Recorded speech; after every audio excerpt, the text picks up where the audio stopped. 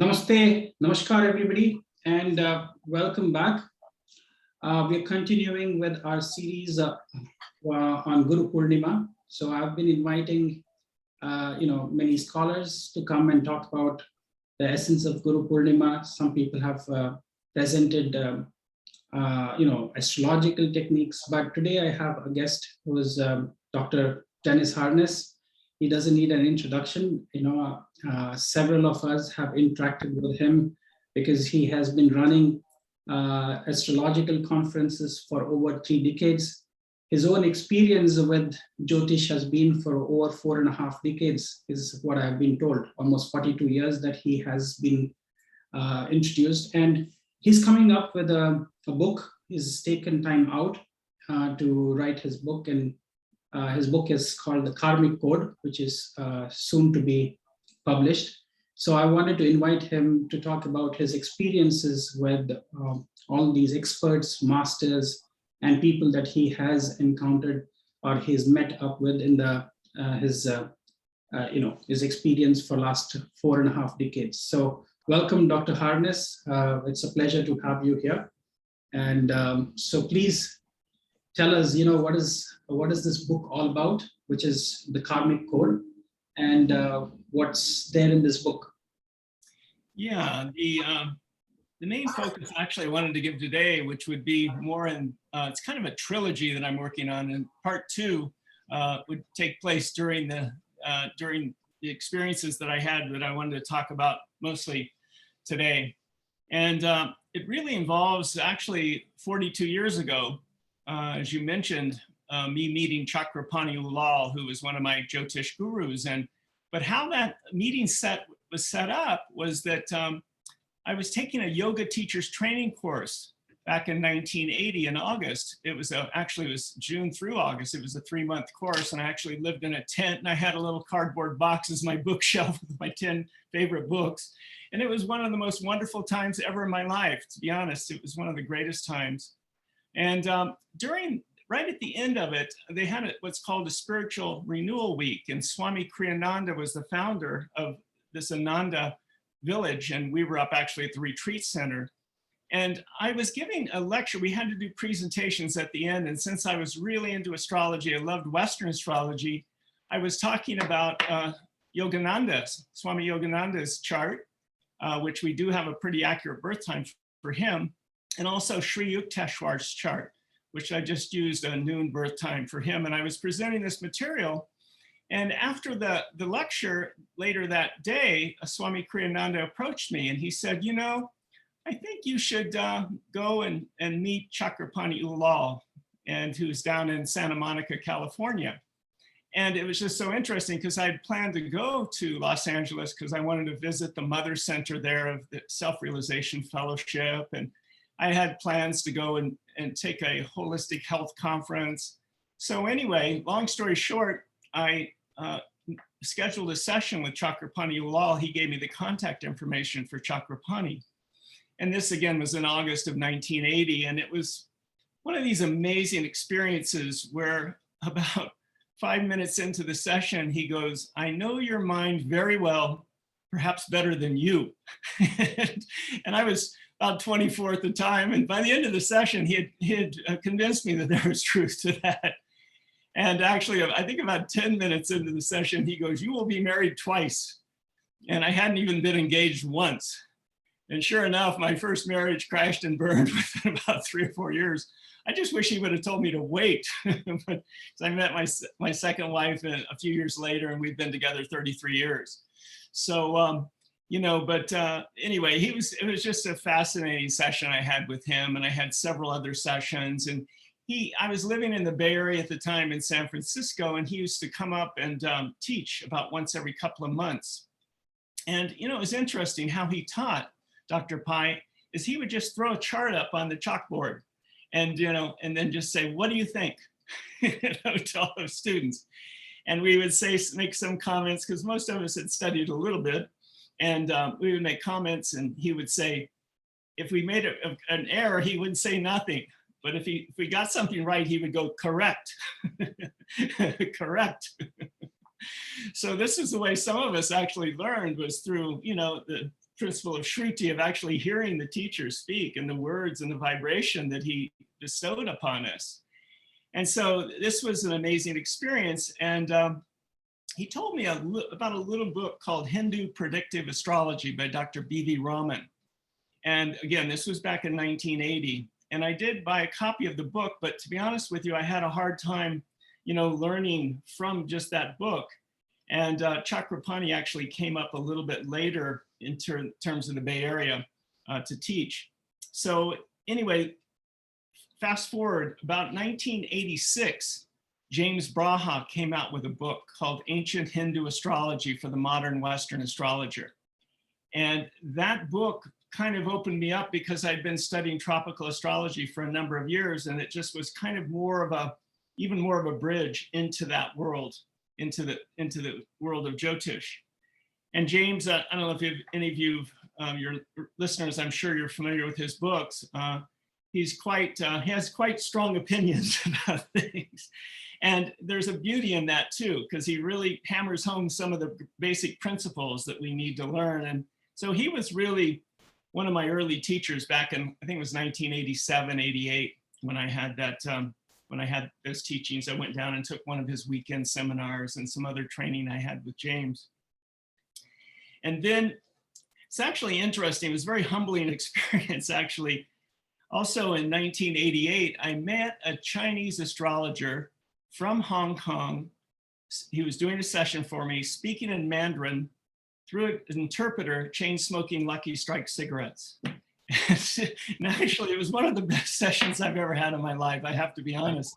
So it was very humbling because it taught me that all systems of astrology have their truth, even though I love Jyotish the most and I feel my connection with that system. It was really amazing. He told me several things about my life and how I would meet my second wife very soon. And he said it very eloquently. He said, your first wife was like clothes that didn't quite fit. You'll meet your second wife very soon. And again, I met Laura like 2 months later. So, and he said me some other things, and it's kind of cute. At the end of the session, he gave me a 10% discount because he said I would become a professional astrologer. And sure enough, within a few months later, I started actually practicing astrology professionally back in '88. Right. But we were talking earlier before I came on about Swami Hariharananda. Yeah. Who, I met in 1989. And it was quite a humbling experience meeting him, to be honest with you. I went in for this session, and I paid, $150 to see him, which was a lot of money back then, And so I walk into the room and they're sitting there at a table, like a couple, two different couples and him. And he said, at that point, my middle name was Michael. I went by Michael. And he said, let's do Michael's chart. And I'm thinking, we're going to go into a back room somewhere and I'm going to get the session. And he goes, no, just sit down here. And so I'm sitting at this table in front of two couples and he starts doing this session for me. And he starts telling me all these things about you'll be traveling around the world, you become famous, you'll be well known, you'll all these great things. And I'm thinking to myself, with all my Leo planets, okay, this is okay. Tell me more, And so he proceeded to say a few other complimentary things. And then he kind of blasted me.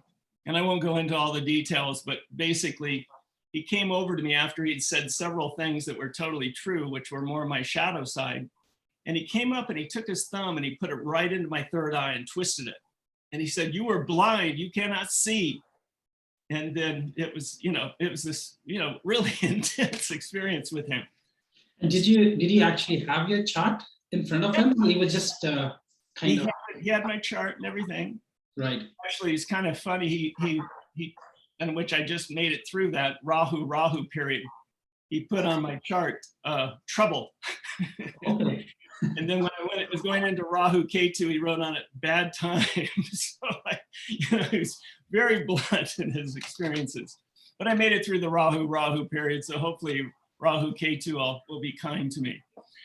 But anyway, it was just a very powerful experience for me, and I know you had kind of had some experiences with the Kriya Yoga through his lineage, right? Yeah, through his lineage, I was initiated into Kriya Yoga 6 years ago. And that's through his lineage, followed by his follower, who's called as Pragyananda, Swami Pragyananda. Right. So it's Hariharananda's lineage. So his student, but still, I think he practices from their center, which is in Puri, Jagannath. I think in Orissa is where they are based out of.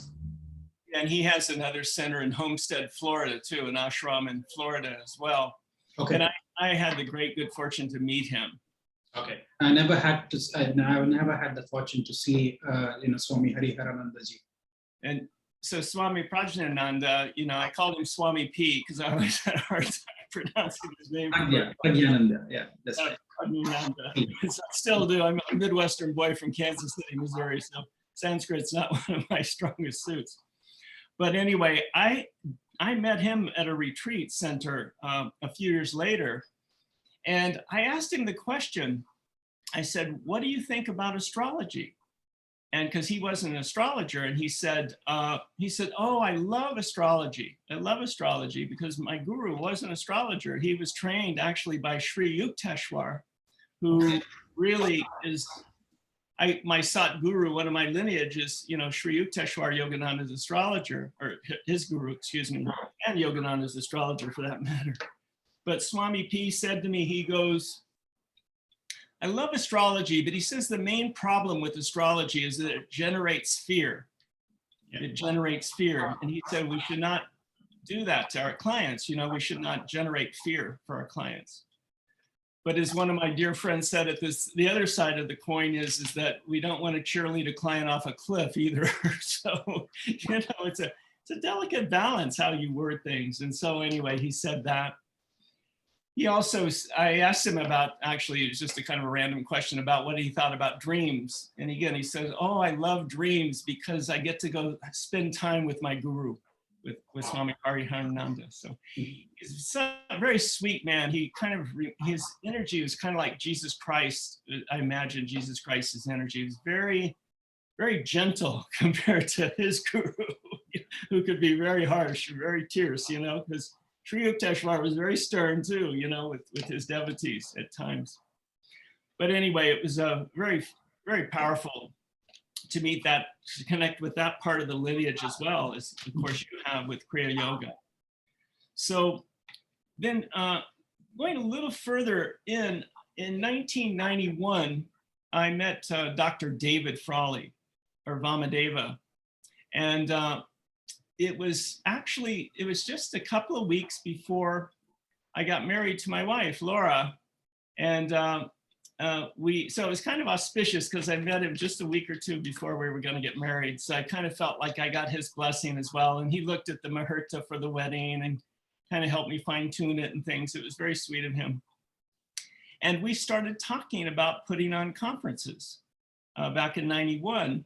And usually when you do these big conferences, it takes a good year out to really plan it and do it correctly. That's true. So I worked with him and a gentleman named Stephen Kwong, and we started to co-create the conference it was in 1992 in October in San Rafael College. It was actually Dominican College in San Rafael, California. And our guest keynote speaker was Dr. B.V. Raman from Bangalore. Wow. And we were so blessed to have him come to initiate the very first symposium. We called him at that point the International Symposiums on Vedic Astrology. And he was so brilliant, he was just such an amazing and very humble man, very humble. His daughter, Gayatri Devi Vasudev, who's also a great Jyotishi, she said something kind of cute, that she goes, "Me and my father have Kumbha rising, so we're always a little poker faced." It's very sweet of her, the way she put it. And he was very humble. He gave a beautiful, eloquent speech about, him coming. Actually, he came to the West earlier in his life. He came to the United States to share his wisdom. But he hadn't been back for I think it's been a couple of decades since he had returned to the United States for our conference. And we had, I think it was about 150 people came to that conference, and we had about 15 speakers, and like William Levesey, Bill Levesey, and of course, Chakrapani and David Frawley and a number of other, Christina Collins, a number of other speakers at that event. But I always felt like he kind of initiated things, very strongly. And I remember asking him just one random question about the Bhava chart, And he used equal house system rather than Shripadi technique in terms of the analysis of it. But he felt strongly that the Bhava chart was more indicative of what actually happens on the external plane, whereas the Rashi chart has some definitely indications of that, but the Bhava can be used to fine tune it, whether it actually comes to pass, if that makes sense. Right. And I also asked him, what time do you use for a birth? And his answer was, it's when the cord is cut. When the umbilical cord is cut, that's when the soul becomes individualized, from the mother. Right. So, some of us use when the baby takes the first breath, and people that are great in rectification, which is not one of my specialties, can get things down more with the divisional charts down to the exact minute. But I always feel for a lot of us, there was kind of a fudge factor involved with the ascendant degree, depending on what time do you use. Do you use when the baby takes the first breath or when the cord's cut, which sometimes can be, 5-10 minutes later. Yeah. Anyway, that was another thing that I remember. And later in 1996, I was asked to speak at and Dr. Frawley was as well, and William Levacy, and also Christina Collins came over. Actually, Dr. Frawley didn't come that time, that adventure to India. But anyway, we came over, and it was a conference in Bangalore, Bangalore, India. And it was really sweet of him. He took me into his office one day, and he took out a key and opened this little, kind of like a little, what do you call it? A little drawer that came out from his desk. And he pulls out a letter. And the letter was from Carl Jung, the famous psychologist from Zurich, Switzerland. And in the letter, I still have a copy of it. What he did is he went and photocopied it for me and laminated it for me and gave it to me as a gift. Wow. In that letter that Carl Jung wrote to B.V. Raman was back in 1946. So it was exactly 50 years that letter he had that letter for 5 decades. And it was like reading, for me, because I'm a psychologist, it was like reading the Holy Grail or something, to have this letter in my hands. And it talked about how Carl Jung often cast a chart so that he could see things from a different vantage point, a different point of view. And he said that it often elucidated certain points that he would not have been able to ascertain through just common psychotherapy. So he was really very complimentary towards Vedic, towards astrology just in general. But at the end of the letter, he said what's missing is scientific, methodology to kind of prove some of the points of astrology, is what in his opinion. But anyway, his daughter actually was a very famous astrologer in Zurich, Switzerland. And she used to do charts for the analysts as well as their patients. So it was in Carl Jung's lineage to have this astrologer, this daughter astrologer, and for B.V. Raman, to have, his daughter, Gayatri Devi, be an astrologer as well. There's actually even a famous psychologist named James Hillman, who's a really famous Jungian psychologist, and his son also is a professional astrologer. So I always thought it was interesting how this lineage is passed down. My daughter just said to me yesterday that she wants to do the American College of Vedic Astrology online course. Yeah, that's good. She's 20. She goes, Dad, I want to take over when you're ready to go. No, so it's really sweet. And we talked to Charlotte Benson, actually, it was just yesterday on the phone about her getting enrolled for that program. It's an online program. So, because I think we really need to support these young people coming up. Yeah. They're amazing. Oh my God, their knowledge is just humbling. A lot of the 20, 30-year-olds coming through. I learn a lot from listening to these youngsters who speak about astrology. They're so very passionate, and they're so very well informed because they have gone into an age where they have access to not only books, but they have access to YouTube, social media, and all the resources that they can tap into, which unfortunately when we were growing up, we didn't have access to. Only books were the only thing. We need to have a teacher to teach us. Yeah, I remember in 1988 when I started doing charts professionally. I had one of those bigger IBM computers, with the DOS processing or whatever, and the little printer, And so anyway, we were very fortunate to have that, going for us in terms of astrological software for Vedic astrology. But anyway, these are just a few of the experiences I had. I think also, one of the teachers that I met early on who had a very strong influence on me was Hart Defoe. Mhm. Hart Defoe, and also the co-author of Light on Life, Robert Svoboda. And Hart came to a couple of our conferences early on. I think it was like maybe 94, 96, something like that. But to be honest with you, again, he was one of the most brilliant teachers that I've ever met in terms of that. And his teacher was a man named Montague, and they lived up in Toronto. And they would just go and sit with him for hours on end. And he would just, give them this darshan, this shruti, just this, beautiful teachings that he gave them. So anyway, I've always felt that Hart Defoe and Robert Svoboda's book, Light on Life, is, to me, one of the main cornerstone books that I often recommend to beginning or even intermediate students for that matter. But I had the good fortune of being able to study with him some in the early years. Oh, okay. Yeah. I've heard a lot of stories about Mantriji, the enigmatic teacher, and also I've heard some of the stories of Swami Vimanalanda, who was, I think, the spiritual teacher or master for Robert Svoboda.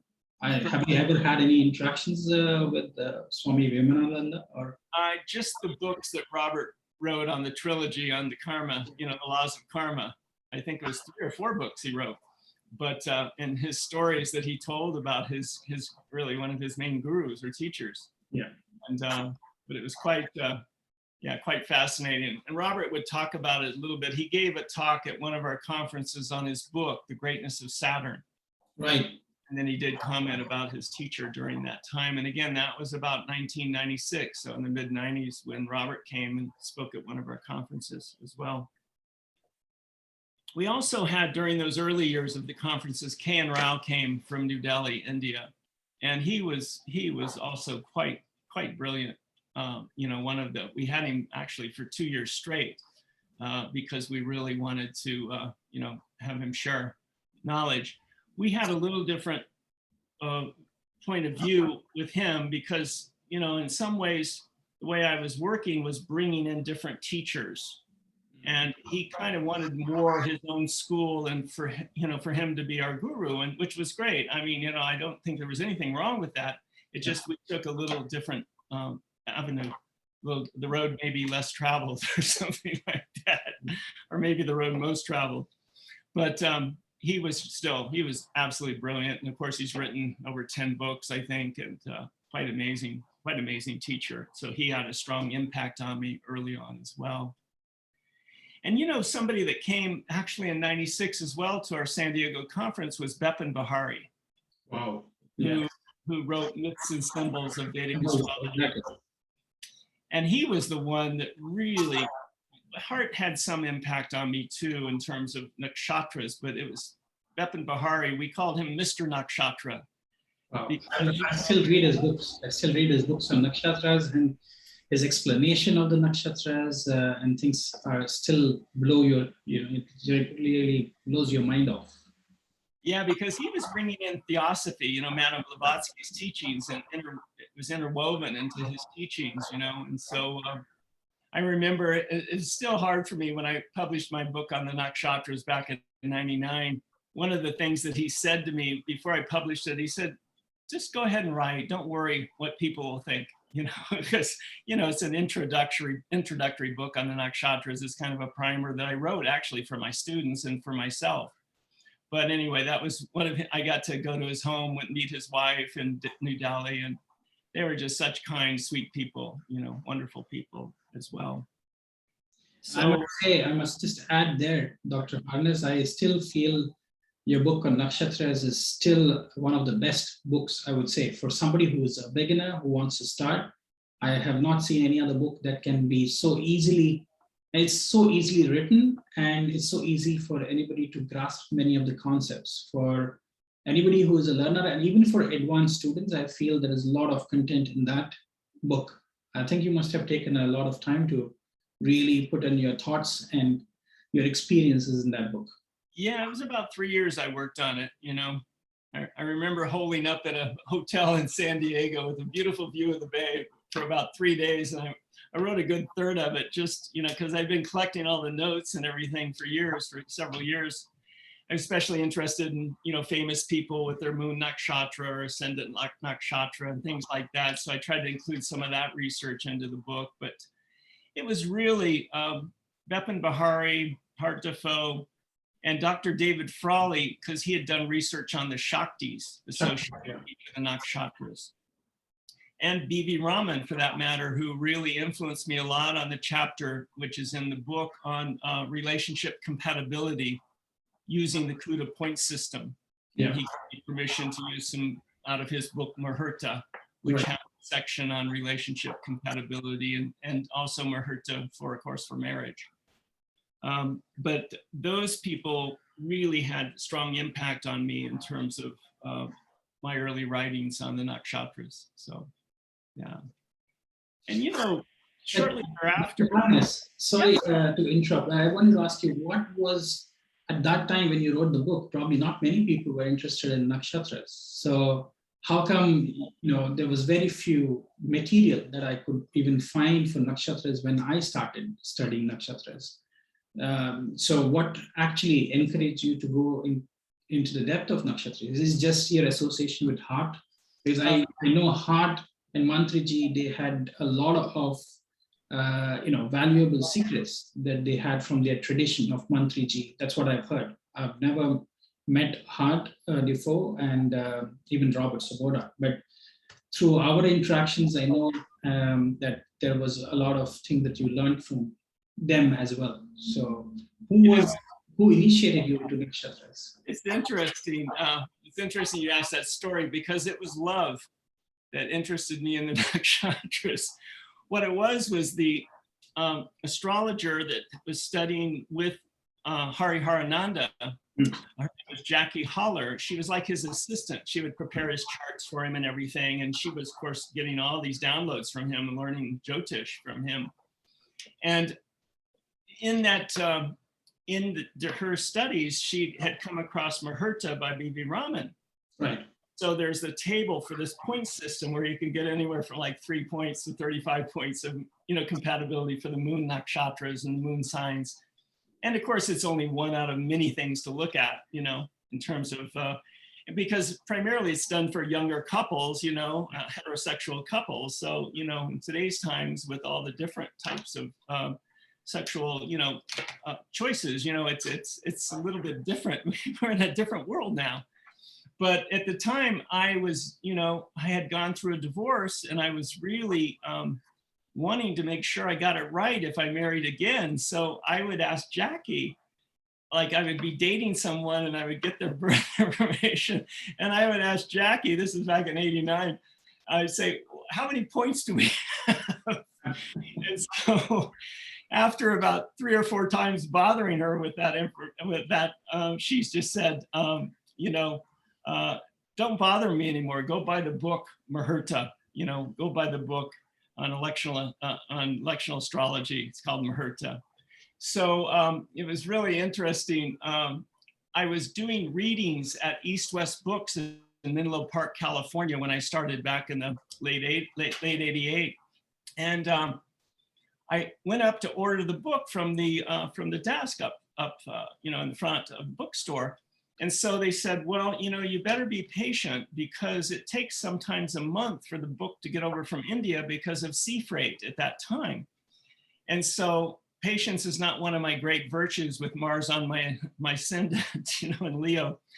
So, but I went ahead and placed the order and thinking, okay, that afternoon I go up to go to because it used to be where we did readings down in this little cellar below the bookstore. It was really quite interesting. It was like a little cave.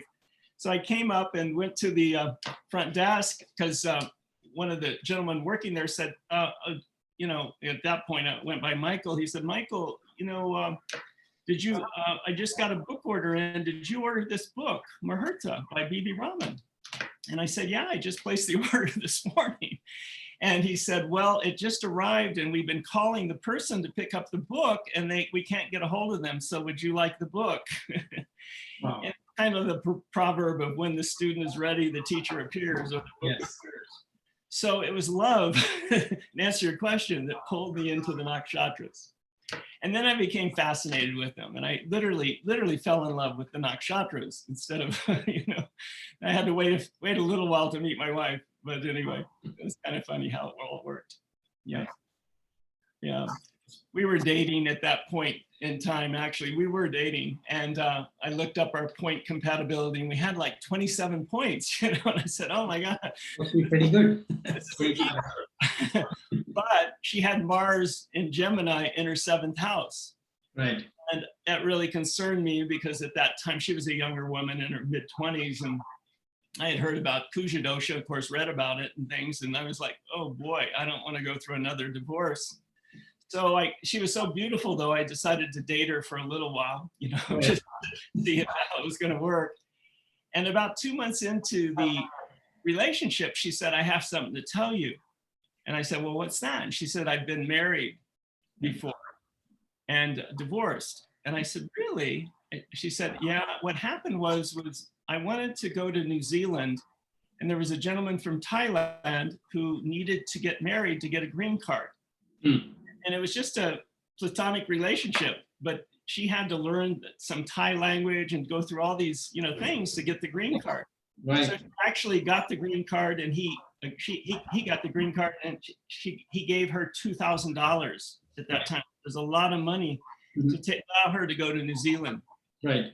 So, you know, in India, I think there's some ceremony sometimes if a woman has Kuja dosha to go and marry a tree. And so I thought it was very interesting. Rather than marrying a tree, she married a Thai. So, that's very interesting. and then, you know, we got married just a few years later. So, yeah. So anyway, it's kind of a little side story there. Yeah. So. And what are the other systems that interested you when you started meeting all of these teachers besides Nakshatras? Was there any other system that you have in your practice, being even a psychologist? Have you seen any patterns with the 27 Nakshatras or the 27 Rashis? Like Jung used to call them the archetypes, you know, the young archetypes. Is there anything in your experience that these people? I find one of the main archetypes, of course, besides just the planetary ruler of the nakshatra, which is primarily, of course, used for the dasha system, Vimshodari dasha, for the moon position at birth. But I find also, you know, when I look at them, I kind of emphasize a lot the deity or deities associated with each of the nakshatras.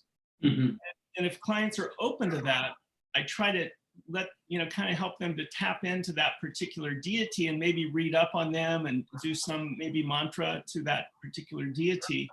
So that's one way I use it. And I don't use it just for the moon nakshatra. I also look at the, the lagna nakshatra, right, as well as even the dasha that they're running, you know, what nakshatra, you know, is associated with the dasha that they're running as well.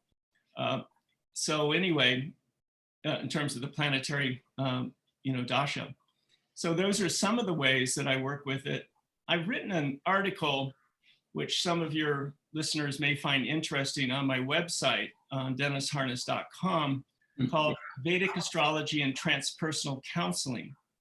Wow. And in there I go more in depth in terms of just the whole, some of the challenges I talk about in the article, what I call the astrologer's shadow.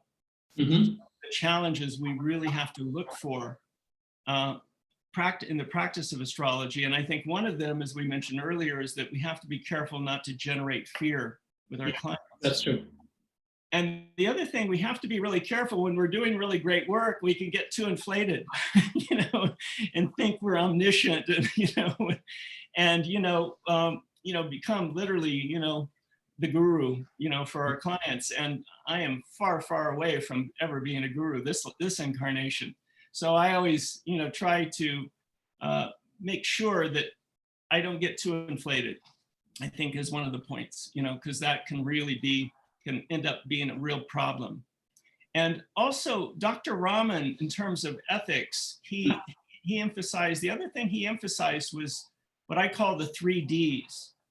He emphasized not to predict death, divorce, or disease. Because again, you have to be really careful with those things because it can generate fear for the client, and especially around death. I remember back in mid-90s, there was a book that came out called The Astrology of Death by Richard Hauck. And it's a very interesting book and everything, but I always felt when you're dealing with that topic, you're dealing with Lord Yama. So you better be careful what you're doing. And it was really sad because he was on a radio show, and he was asked, well, how long are you going to live? And he said I think into his late 70s, early 80s. And he died of cancer at the age of 55. So I always felt like we have to be careful to mess with that realm. I don't know how you feel about it, Dr. Pai, but it's a very sensitive subject. That's exactly one subject that I don't tell to any of my clients, and neither I also openly confess I've never went and studied about death, and I tell them I do not know. So please don't ask me about death. I think that is definitely a very sensitive thing. Another thing, Dr. Harness, I would like your views, because there are a lot of young people who would be listening to your messages today, and people get carried away. And when I was younger as well, get carried away with the predictive side of things. But there is over number of years that I have been doing my practice, I also found that we have to use a different way of trying to communicate a message. And that's when I feel my consultations, even though there would be the astrological component to it, has become more as a counseling session and helping them to tide through the phases which they find it could be difficult phases. So they're looking for either upayas, remedies, and things like that, but that's one side of things. But it's like a doctor. If a doctor says something to them, they trust the doctor. And that's why there's another thing that I would be very careful about for the youngsters is fear mongering, putting fear in people's mind, and trying to use astrology as a tool to do certain remedies like buying gemstones or things. That's something that I've strayed away from. I find that one piece which is missing, which you could probably add, is because you come from a background of psychology.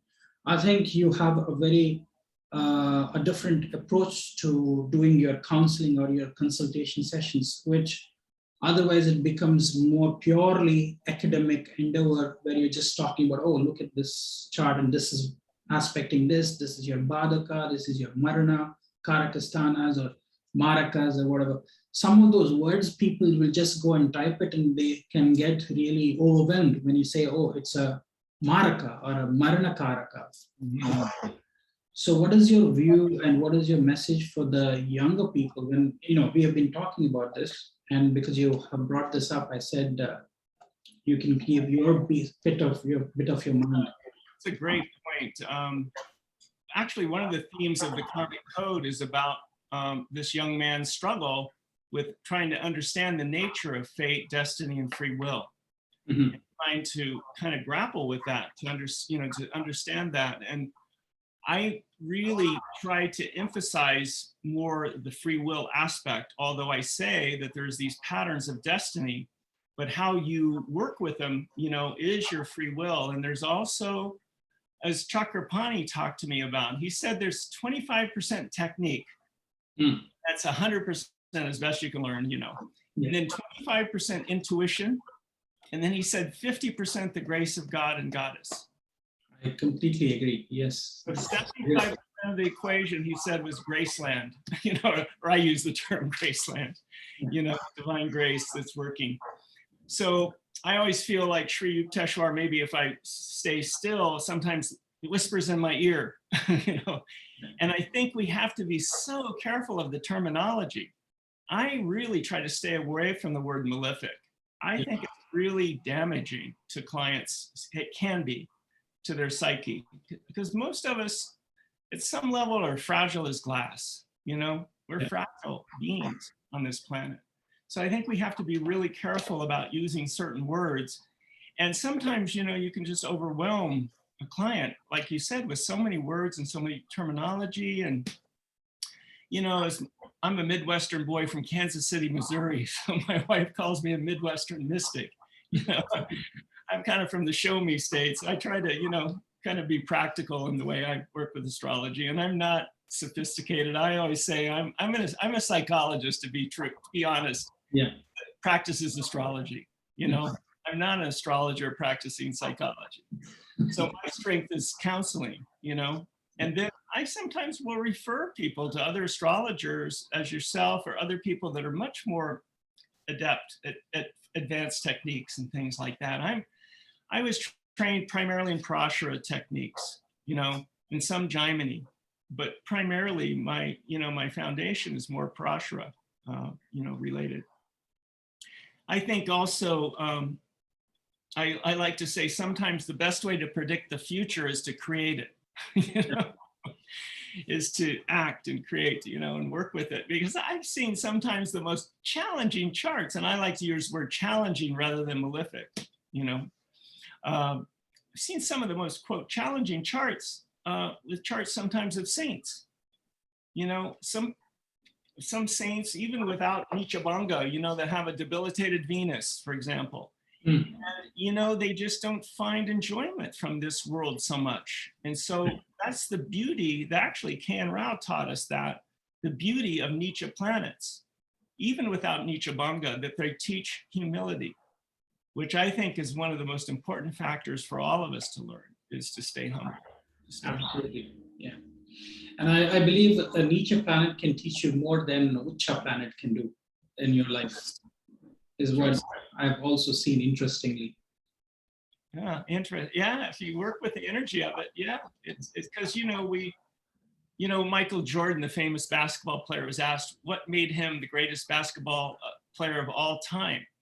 And he said, his answer was, the thousands and thousands of misses made me a great basketball player, the thousands and thousands of misses. So, maybe that's part of the journey here, is to learn, as Sri Yukteswar said, the first act on the spiritual path is to learn to behave, just learn to behave. So, I also got to meet Sanjay Roth, and he's, quite amazing. And we had a conference in 2002 in Kerala, India.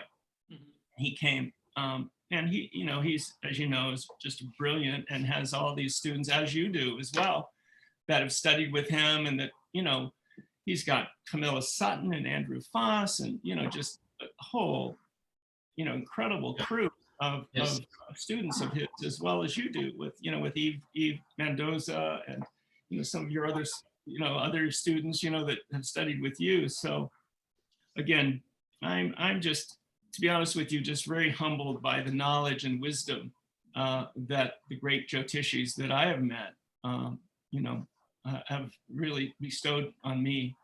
So that's been, I would say too, my greatest teachers, honestly, have been my clients. That's true. They're amazing teachers for all of us. So I honor the guru within each of us, I guess, is what I'm trying to say. No, that's absolutely true. And if not for you, Dr. Harness, for the conferences, the Sedona conference that you have been organizing for so many years now, when did this Sedona conferences, became more, I think you've been doing it for many years, but at many places, but then finally you have been doing it in Sedona for quite some time now. Yeah, as I mentioned, 92 was the first time I did an international symposium on Vedic astrology, and we did them pretty much every year through 97. Yeah. And then in '98, I put on the very first conference on Sedona. I called it Sedona Vedic Astrology Conference, SVAC is what the acronym. So that was the very first time, and it's been at the same place. It's called Poco Diablo Resort in Sedona. It's a beautiful resort, actually. It's my favorite resort. My wife and I have been here 28 years, so we moved here in '94. And and answer your question, we haven't done them every year there, but we've done them quite often. I think I was adding up the other day, and I probably put on 10 to 12 conferences there in Sedona. I just love bringing people here. Yeah. Several of my favorite, and I've had 4 conferences in the Hawaiian Islands too.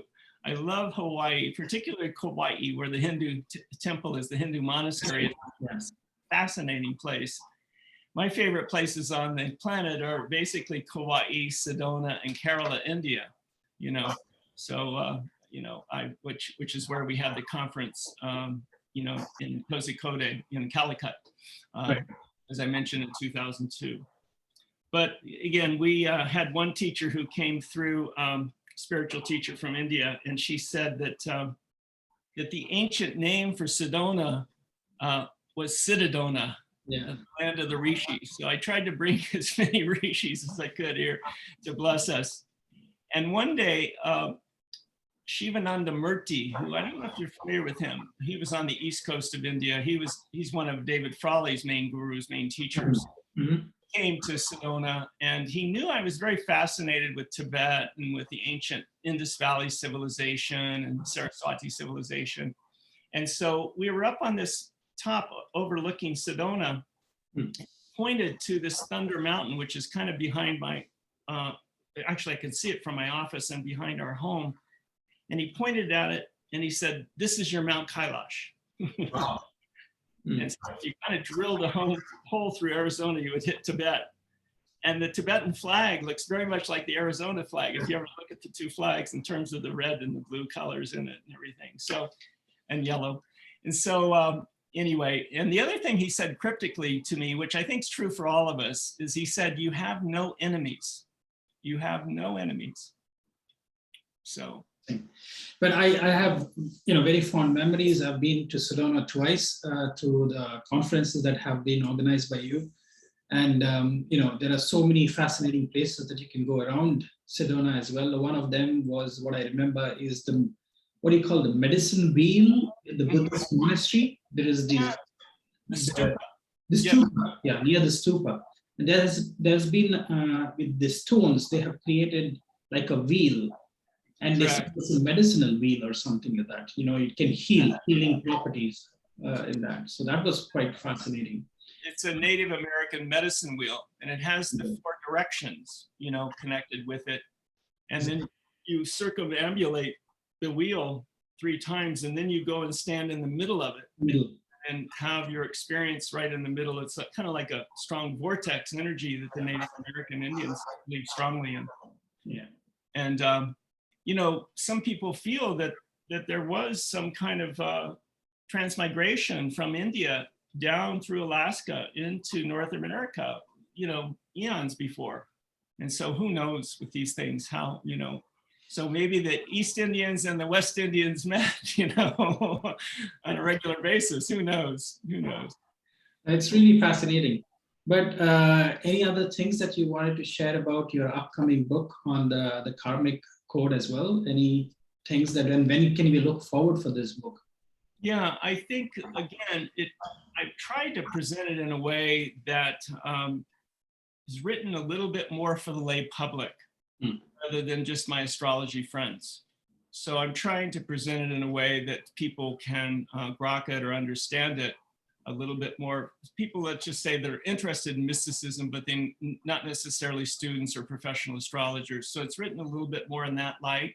And humor is very important to me. So I try to bring a sense of humor into it. And just some of the magic of people I've met, not only Jyotishis, but other teachers. I mean, one little quick story that the book starts out with, I shouldn't spoil it for my readers, but I will anyway. The book starts out that I'm at the University of Missouri at Kansas City at a UFO conference. And I'm like 19 years old, something like that. And I'm in the foyer area, and I look over, and this woman's got this table with a sign said psychic readings. And so I was looking over at her, and she goes, "Come here." And I'm looking around, I'm thinking, is she talking to me? And she goes, "No, you come here." And I'm thinking to myself, she's going to try to hustle me. And I'm a college student, I don't have very much money. So then the third time she goes, "No, come here." And I walk over to her, and this is back in 1975. And she said, "Don't worry, I'm not going to charge you."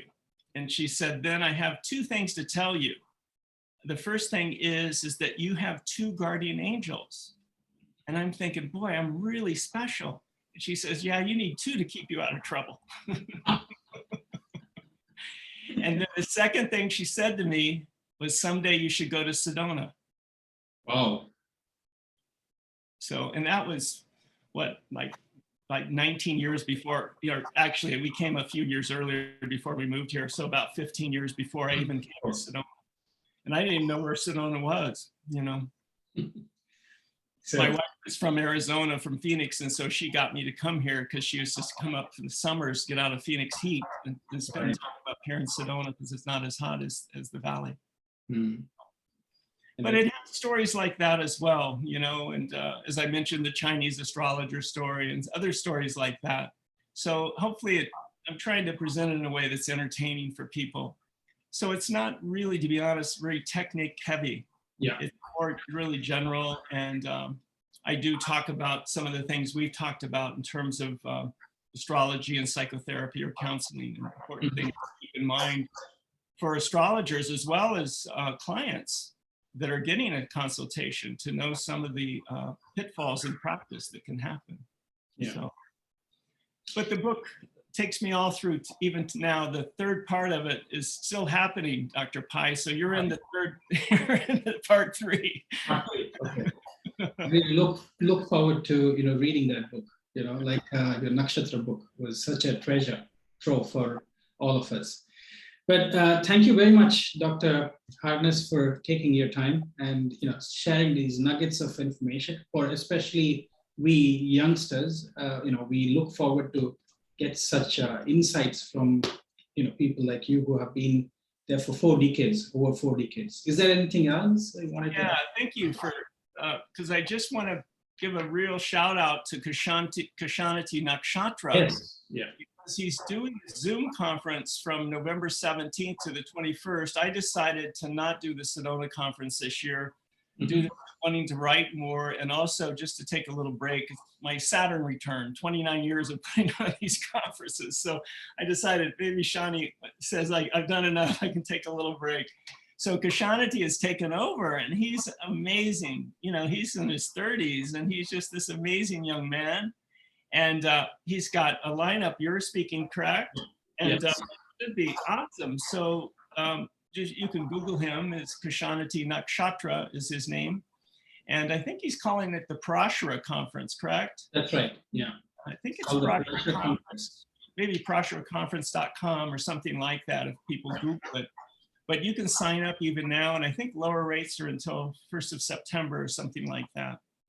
I'll be doing some videos with Shanti from next week as a promotional video for the conference and announcing about this conference, the Parashara conference. I'll leave a link to the conference, and you will have the list of speakers at this conference, which is, I think it's around about the 17th of November to 23rd of November, somewhere around that. I'll probably get the dates also right.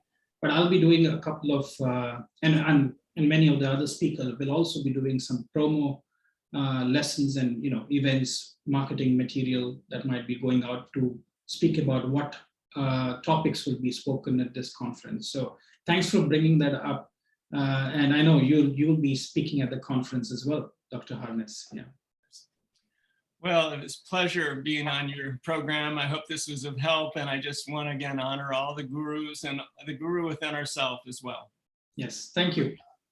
Thank you very much. Namaste. Yeah. Namaste.